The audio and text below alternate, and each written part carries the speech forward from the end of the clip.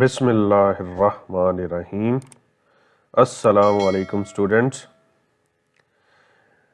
Today I am going to discuss capital and revenue expenditures. It is quite easy topic. यानी आप कह सकते हैं कि अकाउंटिंग का ये एक आसान टॉपिक है या इजीली अंडरस्टैंडेबल है, इसमें कोई इतनी ज़्यादा कन्फ्यूजन्स नहीं है। तो आज हम इस टॉपिक को डिस्कस करने जा रहे हैं कैपिटल एंड रेवेन्यू एक्सपेंडिचर्स को। तो first I am going to discuss what are the capital expenditures. Capital expenditures क्या होते हैं, इस पे हम बात करते हैं। तो capital expenditures are the expenditures incurred on the non current assets. यानी जो कैपिटल एक्सपेंडिचर्स होते हैं these are directly related to the non current assets.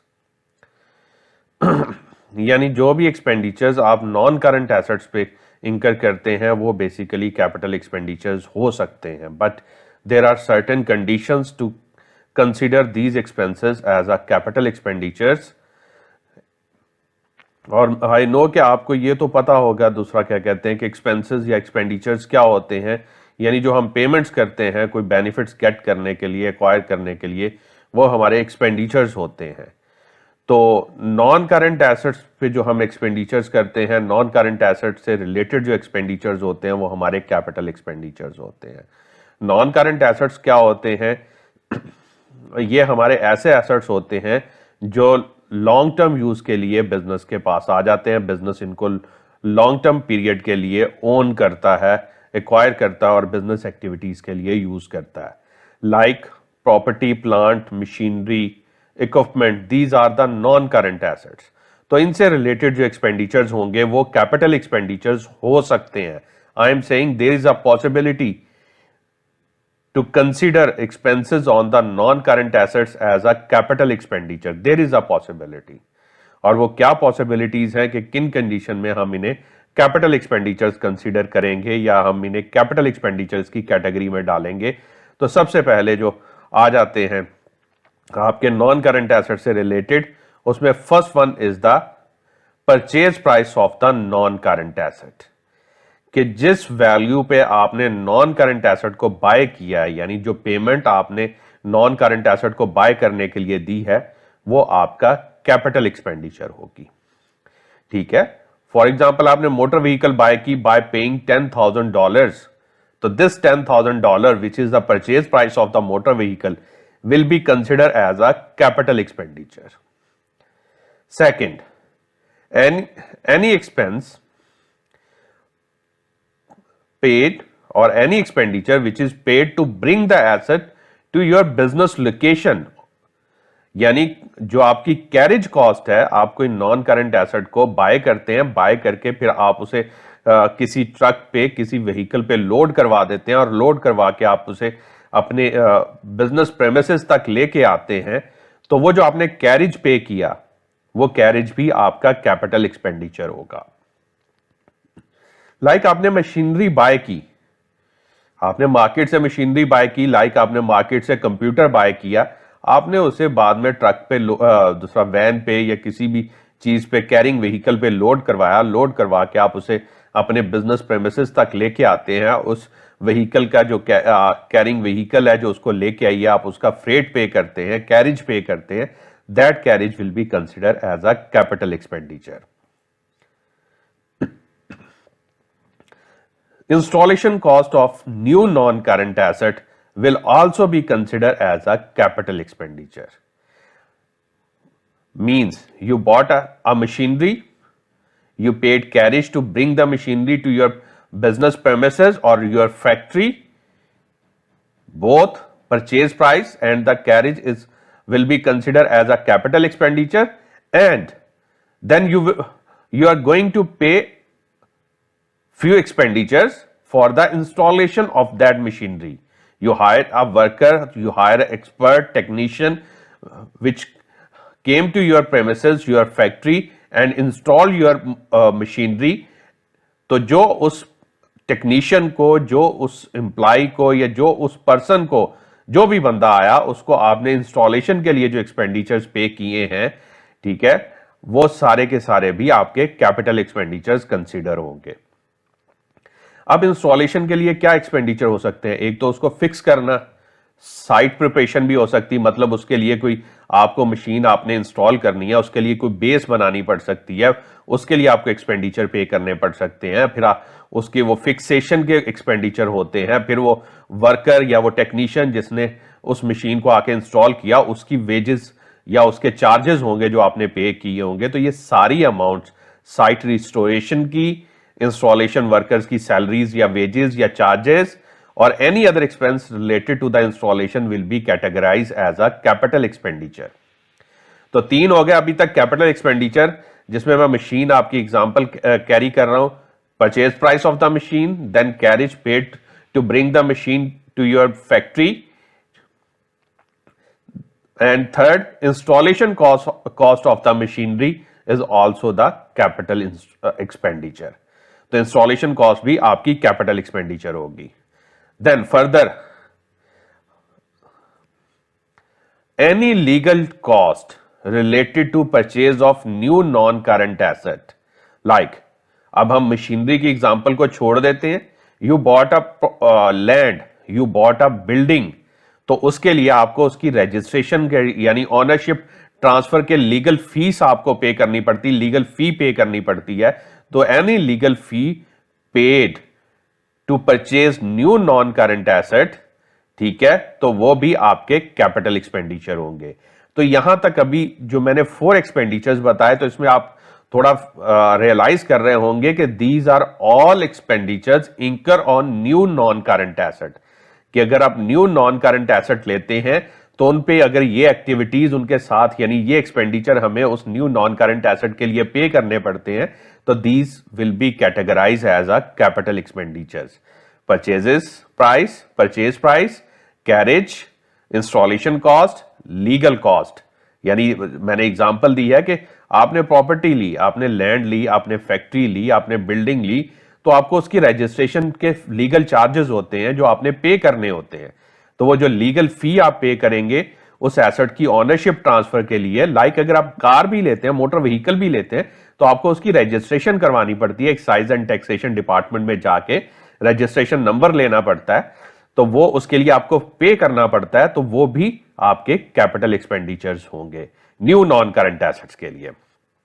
Next,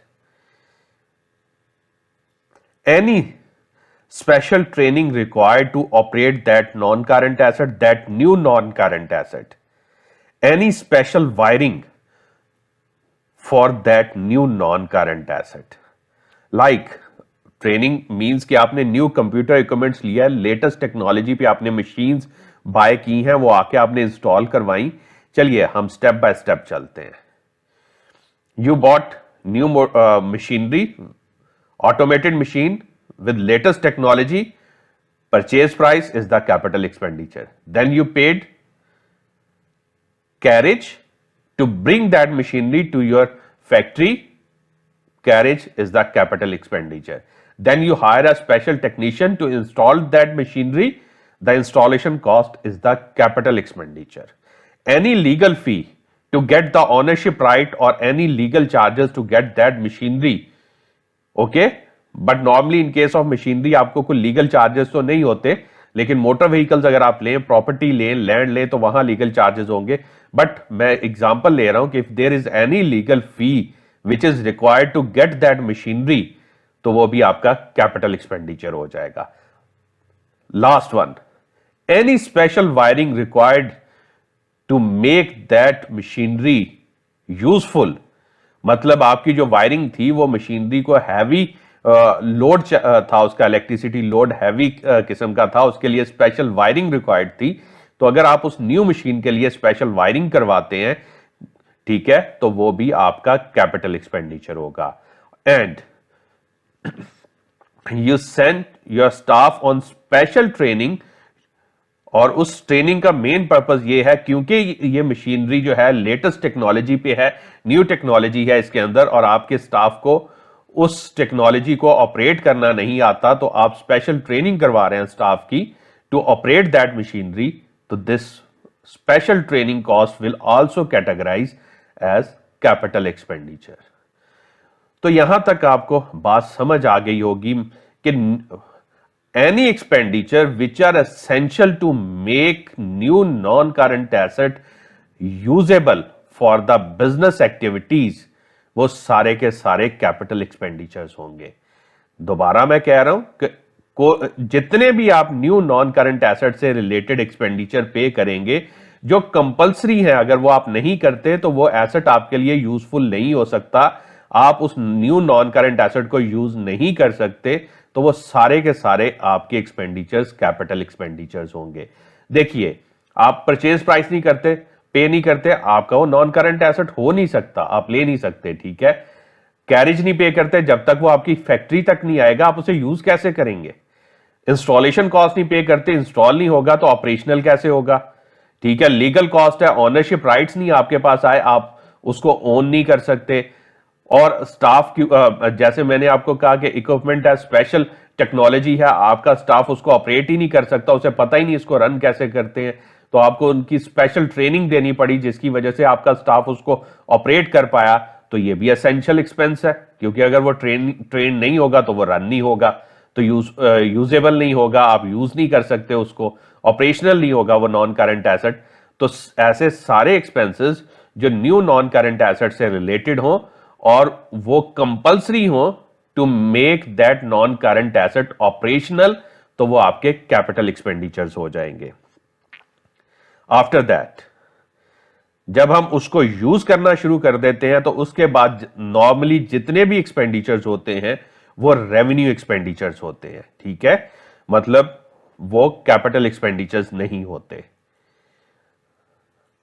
after first use के बाद, यानी जब हम उसको यूज करना शुरू कर दें, तो कुछ एक्सपेंसेस होंगे जो कि आपके कैपिटल एक्सपेंडिचर्स हो सकते हैं, but after first use normally सारे एक्सपेंडिचर जो हम नॉन करंट एसेट पे करते हैं वो हमारे रेवेन्यू एक्सपेंडिचर्स होते हैं।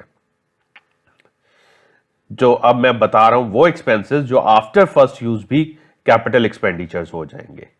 After first use of non current asset, any expense which will improve the efficiency और capacity of non current asset, कि जो एक्सपेंस आपके नॉन करंट एसेट की या तो एफिशिएंसी यानी परफॉर्मेंस इंप्रूव कर दे या कैपेसिटी इंहेंस कर दे, वो एक्सपेंस कैपिटल एक्सपेंडिचर कंसीडर होगा। अब हम परफॉर्मेंस इंप्रूवमेंट कैसे मेजर करेंगे या कैपेसिटी इनहेंसमेंट कैसे मेजर करेंगे। देखिए,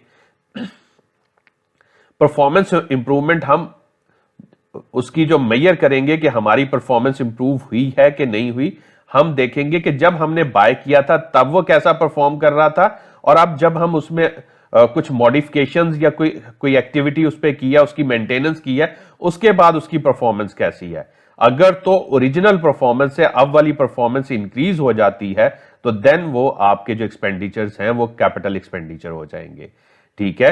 या उसकी कैपेसिटी बढ़ जाती है, मतलब लाइक आपकी बिल्डिंग है, मैं पहले एफिशिएंसी की पहले एग्जांपल दे देता हूं आपको। देखिए एफिशिएंसी कैसे है, आपने एक न्यू मशीन बाय की, वो डेली बेसिस पे 100 यूनिट मैन्युफैक्चर कर रही थी, यानी उसकी प्रोडक्शन जो कैपेसिटी थी वो 100 यूनिट्स पर डे थी, ठीक है। आपने उसमें सर्टन मॉडिफिकेशंस करवाई, ठीक है, सर्टन मॉडिफिकेशंस करवाई, उसमें कोई स्पेशल इक्विपमेंट इंस्टॉल किए, अब वो डेली बेसिस पे उसकी जो कैपेसिटी बन गई है वो 150 यूनिट पर डे है। मतलब ओरिजिनली वो 100 यूनिट पर डे की कैपेसिटी थी, लेकिन अब वो 150 यूनिट्स पर डे प्रोड्यूस कर रही है। तो 50 यूनिट्स इंक्रीज हो गई उसकी एफिशिएंसी, यानी इंप्रूव हो गई है। तो ये जो है बेसिकली जो एक्सपेंडिचर इस मॉडिफिकेशन पे आए होंगे वो सारे के सारे कैपिटल एक्सपेंडिचर्स हो जाएंगे। अब देखें, अब आपकी एक और एग्जांपल मैं लेता हूं। आपकी मशीन की पर डे की कैपेसिटी थी या जो आउटपुट प्रोडक्शन रेट था वो था 100 unit per day. Aahista Aahista आपकी मशीन खराब होती रही, डेटेरियोरेट होती रही, उसमें प्रॉब्लम्स आते रहे। अब वो पर डे जो है वो 30 यूनिट्स पर डे प्रोड्यूस कर रही है, उसका जो प्रोडक्शन रेट है वो 30 यूनिट पर डे है। आपने क्या किया, आपने वो दूसरा टेक्नीशियंस को कॉल किया, वो आए, उन्होंने आपकी मशीन्स के जो जो प्रॉब्लम थे रिजॉल्व कर दिए, मशीन को जो है वो बिल्कुल परफेक्ट कर दिया, अब दोबारा से वो 100 यूनिट पर डे बनाना शुरू कर देती है, तो this is not the improvement of efficiency. इसे हम कहते हैं कैपेसिटी या परफॉर्मेंस रिस्टोरेशन।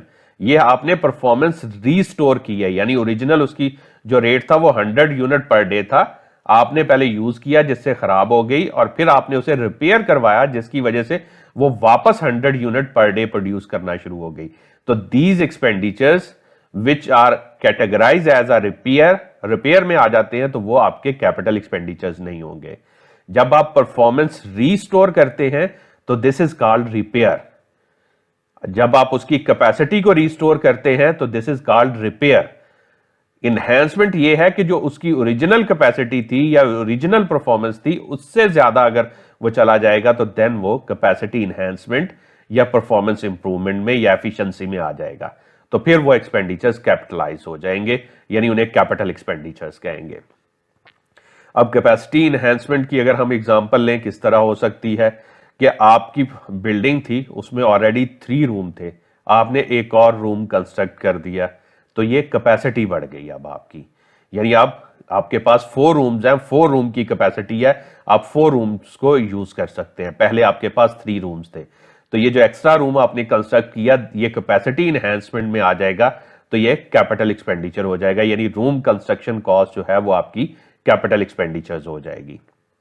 तो जब भी कुछ एक्सपेंडिचर्स आप करके अपनी कैपेसिटी या परफॉर्मेंस को इंप्रूव कर लेंगे तो वो कैपिटल एक्सपेंडिचर्स हो जाएंगी। On the other hand I am taking an other example, आपके रूम उतने ही हैं, उतना ही सारा सेटअप था, बस किसी वजह से आपकी एक वॉल जो थी वो डैमेज हो गई, अब आपने उस वॉल को दोबारा से इरेक्ट करवाया, दोबारा से रिपेयर कर दिया, तो ये रिपेयर्स के मीनिंग में आएगी, ये परफॉर्मेंस रिस्टोरेशन में या कैपेसिटी रिस्टोरेशन में आई है कि आपने उसे ओरिजिनल हालत में वापस लाए हैं, रिपेयर्स है, और रिपेयर्स आपके कैपिटल एक्सपेंडिचर नहीं होते बल्कि ये रेवेन्यू एक्सपेंडिचर्स होंगे। यानी अगर आपकी एक दीवार गिर जाती है, ठीक है, fallen down, the wall was fallen down, और आप उसको दोबारा से इरेक्ट करते हैं, दोबारा से कंस्ट्रक्ट करवाते हैं, तो वो रिपेयर्स है, वो कैपेसिटी इनहैंसमेंट नहीं है, तो वो कैपिटल एक्सपेंडिचर नहीं हो सकती। तो after first use any expenditure which increase the efficiency और capacity of non current asset will be categorise as a capital expenditure.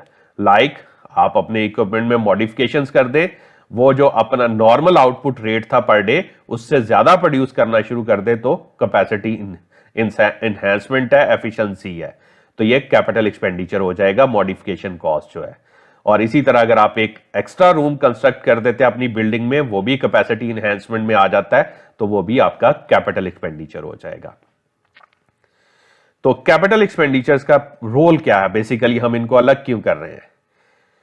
These are recorded in statement of financial position as a part of non current assets value, यानी जो non current assets हैं उनकी value का part show होंगे।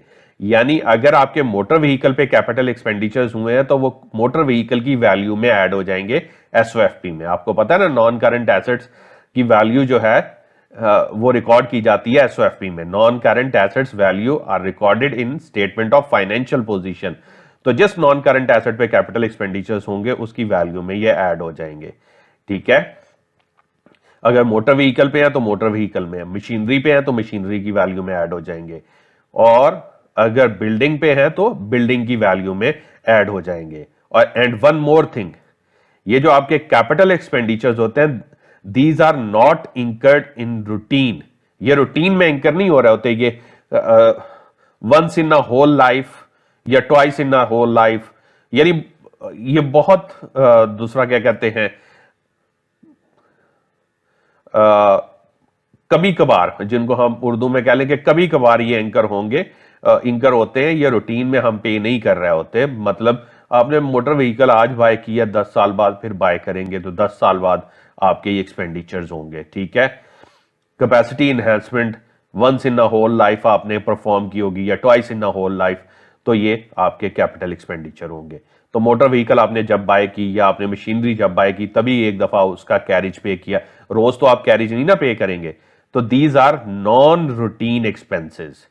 तो capital expenditures basically non routine expenditures होते हैं, तो ये और directly related to non current assets होते हैं। यहां मैं एक और चीज आपको हिंट बताता जाऊं, then I will move to the revenue expenditures, कि अगर आप डिसाइड कर रहे हैं कि whether it is a capital expenditure और revenue expenditure, the first check is whether it is related to non current asset और नॉट, कि ये related to non current asset है कि नहीं है। ठीक है, ये फर्स्ट चेक है। Then it is related to new non current asset और ओल्ड नॉन करंट एसेट, ये सेकंड चेक है। पहला कि ये क्या नॉन करंट एसेट से रिलेटेड है कि नहीं है, फर्स्ट चेक हमने परफॉर्म कर दिया। अगर रिलेटेड है तो then it may categorise as a capital expenditure. अगर तो ये related to non current asset है तो देन चांस है कि ये कैपिटल हो जाएगा, लेकिन उसके बाद फर्दर चेक आपको इस पे परफॉर्म करने पड़ेंगे। फर्दर चेक क्या है, इधर it is related to new non current asset और ओल्ड नॉन करंट एसेट। अगर तो न्यू नॉन करंट एसेट से रिलेटेड है तो ये डायरेक्टली कैपिटल एक्सपेंडिचर हो जाएगा। ठीक है, एक तो नॉन करंट एसेट से रिलेटेड है, न्यू नॉन करंट एसेट से रिलेटेड है, कैपिटल एक्सपेंडिचर हो गया। बट अगर ओल्ड नॉन करंट एसेट से रिलेटेड है तो then you will perform one more check, एक और चेक आपको परफॉर्म करना पड़ेगा। क्या इस एक्सपेंडिचर की वजह से उस नॉन करंट एसेट की कैपेसिटी इंक्रीज हुई है या परफॉर्मेंस इंप्रूव हुई है या एफिशिएंट हुआ है वो नॉन करंट एसेट। अगर तो एफिशिएंट हुआ है और कैपेसिटी इंक्रीज हुई है तो देन वो एक्सपेंडिचर कैपिटल हो जाएगा, अदरवाइज वो एक्सपेंडिचर रेवेन्यू एक्सपेंडिचर के तौर पे रिकॉर्ड होगा। फर्स्ट नॉन करंट एसेट से रिलेटेड हो, न्यू नॉन करंट एसेट से रिलेटेड हो, and if it is related to old non current asset then this expenditure should improve the efficiency और capacity of non current asset, तो तब वो जाके capital expenditure होगा। तो ये तीन चेक आप परफॉर्म करेंगे, नॉन करंट एसेट से related, new non current asset से related, old non current asset से related but increase the efficiency और capacity of non current asset, तो वो कैपिटल एक्सपेंडिचर होगा। Now move to revenue expenditure. This is the revenue expenditures. अब हम revenue expenditure पे आ गए।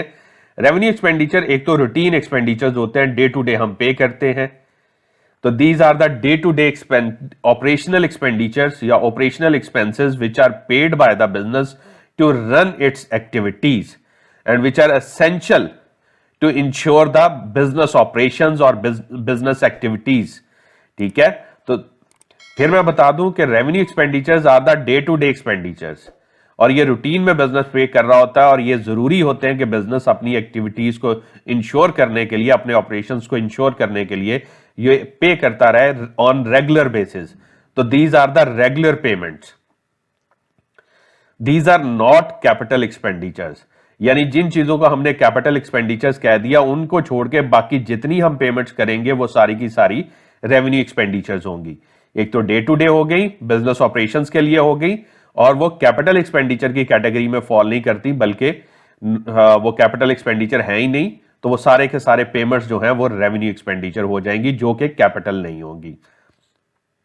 और यहां एक और चीज बता दूं जिससे अक्सर स्टूडेंट कंफ्यूज हो जाते हैं कि सम टाइम इंश्योरेंस और इंटरेस्ट ऑन लोन दिया हुआ होता है और उसको इस तरह स्टेट किया होता है कि वो ऐसे लग रहा होता है कि related to new non current asset है। तो insurance and interest on loan will always be recorded as a revenue expenditure. क्यों? Because they are paid frequently on regular basis. यानी जो इंश्योरेंस है वो भी हम रेगुलर बेसिस पे पे करते हैं और इंटरेस्ट ऑन लोन भी हम रेगुलर बेसिस पे पे करते हैं। उनका डायरेक्टली जो है नॉन करंट एसेट्स के साथ रिलेशन नहीं है, वो रूटीन पेमेंट्स हैं, तो वो रूटीन पेमेंट्स जो होंगी वो हमारे रेवेन्यू एक्सपेंडिचर्स होंगे। तो insurance and interest in all cases, all kind of insurance, all kind of interests are revenue expenditures. उसकी रीजन मैंने बता दिया, because we are paying these expenses frequently. हम इन्हें frequently पे कर रहे हैं, इसलिए ये हमारे revenue expenditures हैं। Next, these are recorded in income statement. ये जितने भी एक्सपेंसेस हैं जो हमारे रेवेन्यू एक्सपेंडिचर्स हैं, these are recorded in income statement, और हम इनकी एग्जांपल देख लेते हैं। All expenses which are categorised as a revenue expenditure will be recorded in income statement. तो इसमें एग्जांपल्स आ जाती हैं हमारी rent, wages, salaries, purchases of goods, insurance, interest, utility bills. These are the revenue expenditures.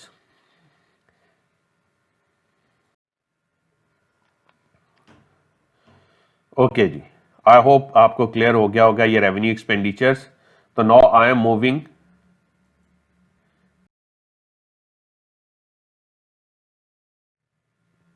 to a question.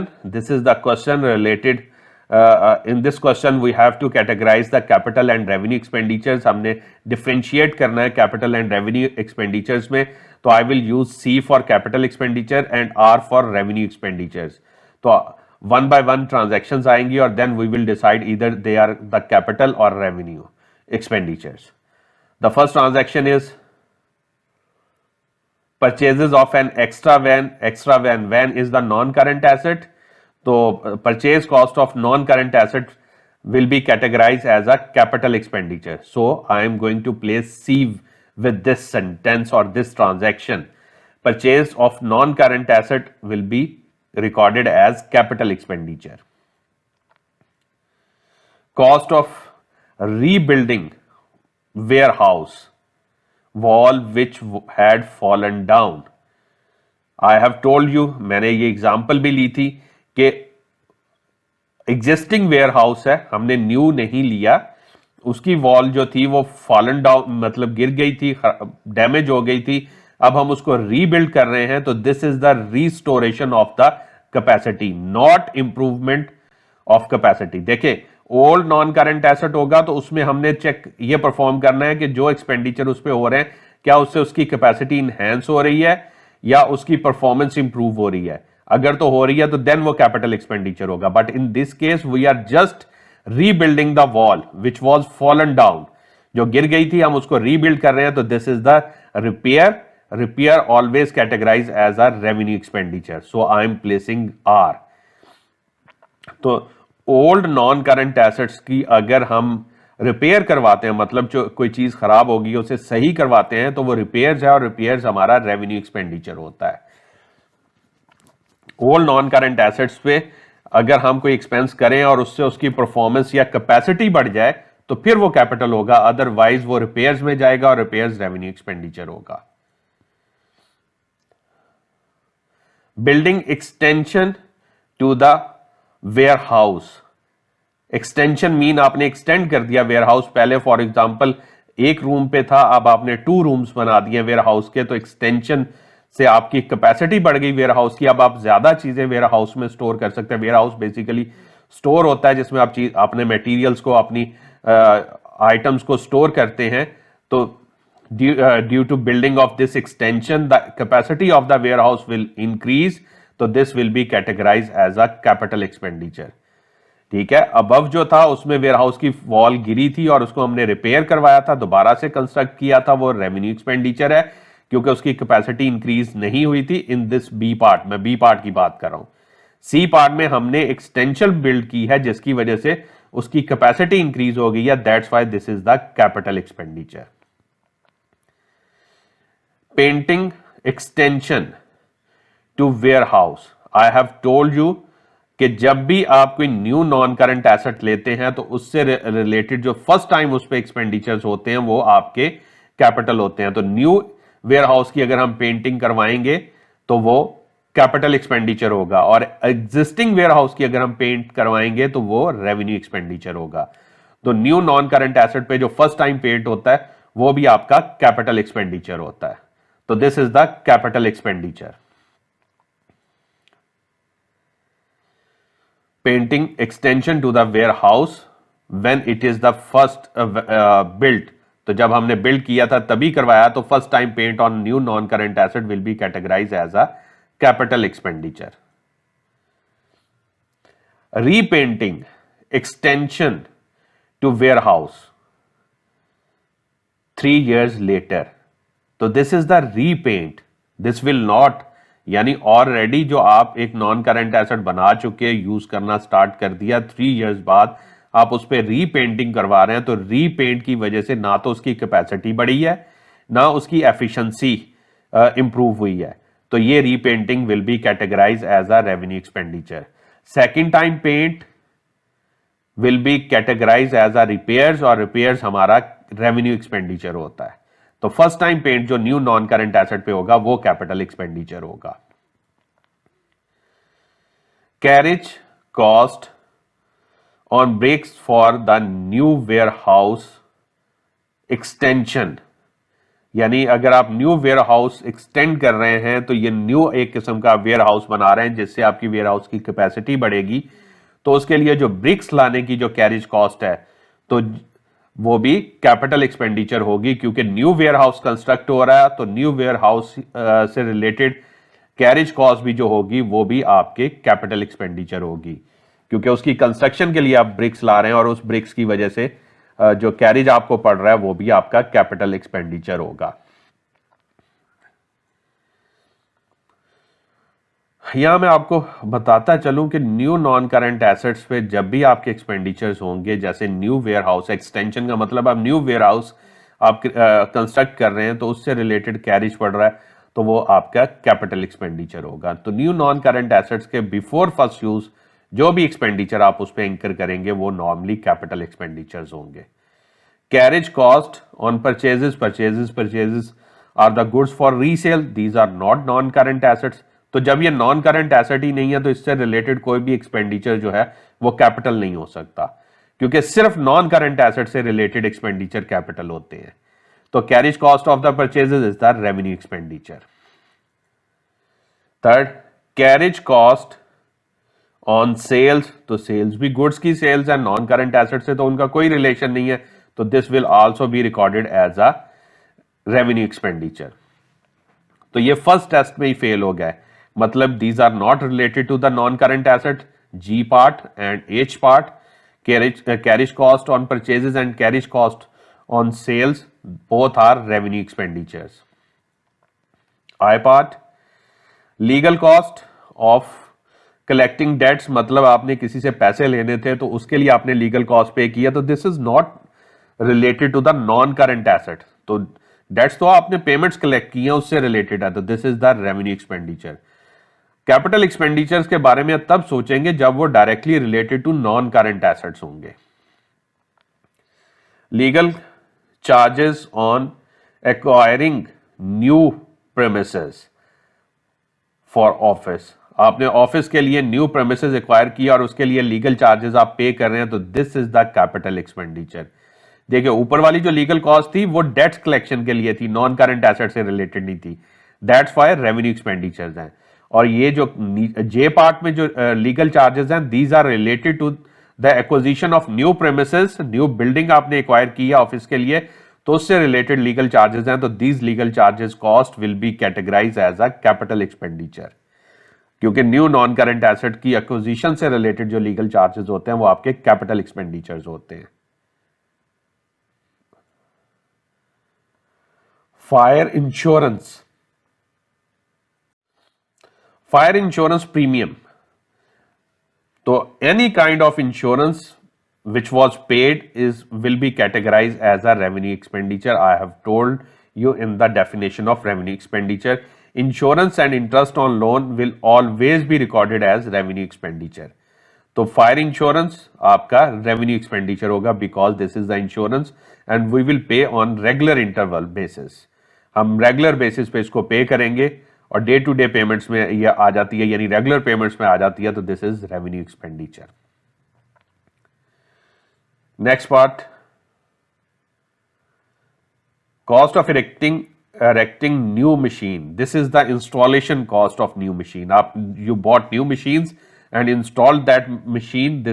This cost will be recorded as capital expenditure. I have told you कि new machine या new non current assets की जो installation cost होती हैं वो भी capital expenditures होती हैं। मींस बिफोर फर्स्ट यूज जितने भी एक्सपेंसेस आप नॉन करंट एसेट्स पे करेंगे विच आर एसेंशियल और compulsory to pay for its operation and to get that non current asset, वो आपके कैपिटल एक्सपेंडिचर्स होंगे कि उसको परचेज करने के लिए, एक्वायर करने के लिए और उसको ऑपरेशनल करने के लिए जो इनिशियल एक्सपेंडिचर्स होते हैं नॉन करंट एसेट्स पे वो कैपिटल एक्सपेंडिचर्स होते हैं। Next, Question number 2. In this question, we are going again to differentiate revenue and capital expenditures. Purchases of a motor car, new non-current asset buy किया, capital expenditure. Claim for a meal मतलब you bought a food is not non-current asset, तो उसके जो भी आपने payment की है वो आपका रेवेन्यू एक्सपेंडिचर होंगे. Purchases of shares in a supplier, shares are the non current assets. अगर आप बाय कर रहे हैं ना तो वो आपके लिए नॉन करंट एसेट है. शेयर्स इन्वेस्टमेंट है ना, basically this is the type of investment. अगर हम शेयर सेल करें, हम लिमिटेड, हमारा बिजनेस जो है वो लिमिटेड कंपनी है और शेयर सेल कर रहा है तो वो इक्विटी है. But if a company bought shares of an other company तो वो उसकी इन्वेस्टमेंट है. अगर कंपनी ने किसी और कंपनी के शेयर्स बाय किए हैं तो वो उसकी इन्वेस्टमेंट, और इन्वेस्टमेंट जो है वो नॉन करंट एसेट होती है इन दिस केस, क्योंकि शेयर्स हम फॉर फ्यू डेज तो बाय नहीं ना करेंगे, लॉन्ग टर्म ओनरशिप के लिए लेंगे. वो हमारे उस कंपनी के शेयर्स हमारे पास आ जाएंगे और with the passage of time हम उस पर डिविडेंड्स लेंगे. तो ये इन्वेस्टमेंट है और investment of new non current, और जो भी इन्वेस्टमेंट जो है वो न्यू नॉन करंट एसेट है, और न्यू नॉन करंट एसेट की जो परचेज प्राइस होती है वो कैपिटल एक्सपेंडिचर होती है. तो I have place C, purchase of shares, purchase of investment. तो investment is non current asset, तो ये कैपिटल एक्सपेंडिचर हो जाएगा. Purchase of new computer, computer is also a non current asset, तो purchase of new computer is capital expenditure. Payment for hotel accommodation, you got hotel accommodation and paid rent. तो hotel accommodation जो आपने लिया वो तो temporary use के लिए, आपकी ओनरशिप थोड़ी है, नॉन करंट एसेट थोड़ी है.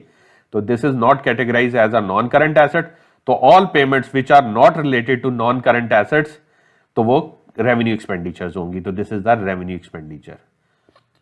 Receipts for petrol, receipt for petrol मतलब आपने पेट्रोल परचेज किया है तो उसकी पेमेंट की है, तो petrol is not non current asset, तो this will be recorded as revenue expenditure, क्योंकि रूटीन में आप पेट्रोल बाय करते हैं और उसकी पेमेंट्स करते हैं. Purchases of raw material are the goods which will be used to produce finished goods or your products, और फिर आप उन्हें सेल कर देंगे. नॉन करंट यूज के लिए नॉन करंट एसेट नहीं होता रॉ मटेरियल, बल्कि ये इन्वेंटरीज होती हैं. गुड्स फॉर रीसेल टाइप मतलब करंट एसेट्स होती हैं. तो करंट एसेट्स पे जो भी एक्सपेंडिचर्स होंगे वो हमारे रेवेन्यू एक्सपेंडिचर्स होंगे. सिर्फ नॉन करंट एसेट्स पे जो एक्सपेंडिचर्स हैं उनको हम कैपिटल एक्सपेंडिचर्स की कैटेगरी में फॉल करवा सकते हैं या फॉल करते हैं. वो purchases of book shelf is the non current asset, तो purchase cost of the non current asset will be recorded as a capital expenditure. Purchases of a set of scanners are also non-current assets, so purchase price of the scanners will be recorded as a capital expenditures. Then payments of an insurance premium, so insurance in all cases these are the regular payments and no relation with the direct relation with the non-current assets, तो ये भी आपका revenue expenditure हो जाएगा. Wages, routine wages हैं, आप अपने staff को wages पे कर रहे हैं तो ये भी revenue expenditures हो जाएगा, because this is they have no relation with the non-current asset. non-current assets के साथ इसका कोई ताल्लुक नहीं होता. Purchases of new plot of land, you bought new land, new non-current asset, तो purchase price of new non-current asset will be recorded as a capital expenditure. This is the last question, and in this question I am going to calculate what is the total amount of capital expense. If repair cost is the $25,000, तो this is the repair cost. Repair cost मैंने आपको बताया revenue expenditure होता है, तो this is revenue expenditure, so I will not consider this amount. White wash expense, white wash means आपने paint shunt करवाया होगा तो वो पेंट के जो एक्सपेंसेस हैं, तो ये न्यूज से तो रिलेशन इसका कोई नहीं उसने बताया, तो ये भी आपके रेवेन्यू एक्सपेंडिचर हो जाएंगे. ठीक है, first time paint on new non current asset वो कैपिटल होता है, अदरवाइज बाकी जब भी आप रीपेंटिंग करवाते हैं तो वो आपका रेवेन्यू एक्सपेंडिचर होता है.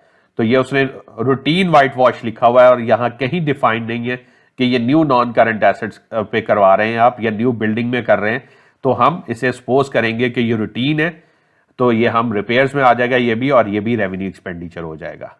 Cost of extension of building, आपने न्यू बिल्डिंग एक्सटेंड किया तो उसकी जो कॉस्ट है, तो ये एक्सटेंशन से कैपेसिटी इनहेंसमेंट हुई है तो ये कैपिटल एक्सपेंडिचर होगा।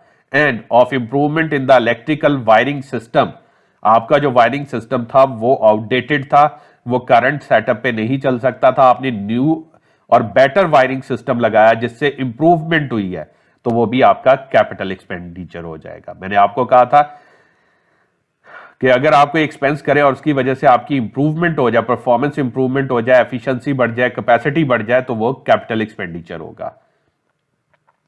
तो 19,000 and 250,000 are the capital expenditures. तो हम कैपिटल एक्सपेंस का टोटल करते हैं। सबसे पहले कॉस्ट ऑफ एक्सटेंशन आ गई बिल्डिंग की, वो है 250,000, and then special improvement in the electrical wiring जो है वो 19,000 की वो आ गई। तो ये दोनों कॉस्ट को हम ऐड कर देंगे तो ये बन जाएगा टोटल कैपिटल एक्सपेंस बन जाएगा, और ये बिल्डिंग की कॉस्ट में के तौर पे कैटेगराइज हो जाएगा, क्योंकि वायरिंग भी तो बिल्डिंग में होती है ना, तो वो बिल्डिंग की वैल्यू में ऐड हो जाएगी। तो total value of the building become 269,000 यानी 269,000। तो जो एक्सटेंशन कॉस्ट टोटल बिल्डिंग की जो कॉस्ट हम लिखेंगे एसओएफपी में, तो वो हम 269,000 लिखेंगे, जिसमें extension cost plus wiring improvement जो है वो ऐड करके, तो ये टोटल कॉस्ट हम बिल्डिंग की कॉस्ट के तौर पे रिकॉर्ड करेंगे as a capital expense 269,000। Hopefully आपको कैपिटल एंड रेवेन्यू एक्सपेंडिचर्स का जो कॉन्सेप्ट है वो समझ आ गया होगा। अगर फिर भी आपका कोई प्रॉब्लम हो तो आप मुझे कांटेक्ट कर सकते हैं। Details are available in description box, and for further practice you can visit my website www.atpworld.net। तो वहां आपको फर्दर प्रैक्टिस क्वेश्चंस मिल जाएंगे, और inshallah I will come with the next lecture soon, and in that lecture I will try to explain capital and revenue receipts।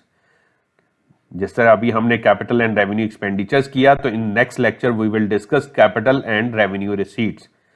तो hopefully ये आपको समझ आ गया होगा, और इंशाल्लाह वो भी इतना डिफिकल्ट नहीं है, वो भी आपको आसानी से समझ आ जाएगा। टिल देन, अल्लाह हाफिज।